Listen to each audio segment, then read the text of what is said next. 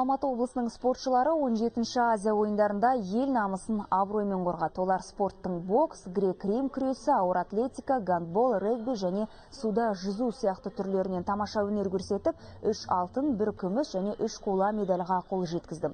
Облыс әкімі Амандық Баталов жүлдегерлер мен олардың жаттықтырушыларын спорттық жетістіктерімен құттықтап, жетісу жұртшылығы атынан алғысын білдірді.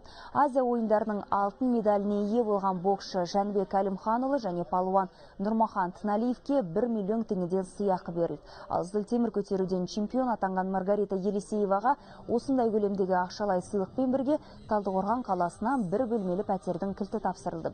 Күміс жүлдеге ие болған Зүлфия Чиншанлуға 750 мың теңге тапсырылды, ал қола медальмен оралған спортшылардың әрқайсысына 50 мың теңгеден берілді. Еліміздің әнұраны шырқалғанда ерекше қуанышқа бөлендім. Жүрегімді халқыма деген сағыныш пен еліме деген мақтаныш сезімі билеп алды. Ал көк байрағымыз көтеріліп бара жатқанда көзімнен жас шығып кетті. Ерекше қуаныш осындай болады екен. Оны сөзбен жеткізу мүмкін емес. Облыс әкімдігі жетісу халқы күтіп алып міне марапаттап жатыр. Үлкен алғысымды айтамын. Осылай өздерінің спортшыларын ұмытпай келіп шақырып қолдап отырғандарына